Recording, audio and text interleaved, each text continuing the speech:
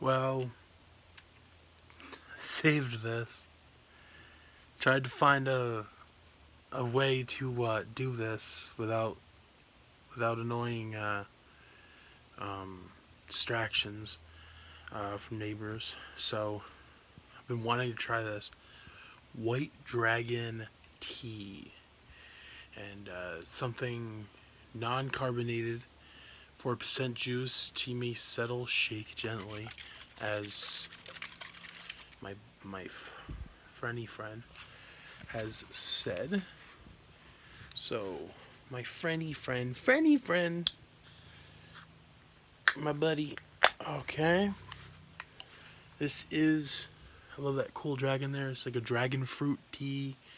It says here like Rehab dragon fruit energy. And I just love the design. It's just gorgeous. So here we go.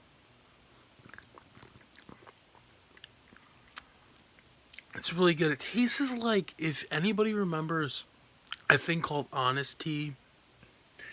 I remember having to go to a place, having to go to school, like an hour away from me, and the place though had these really cool vending machines for just $1, and they used to have honest teas. They used to have honest teas, this stuff, like the only green kind.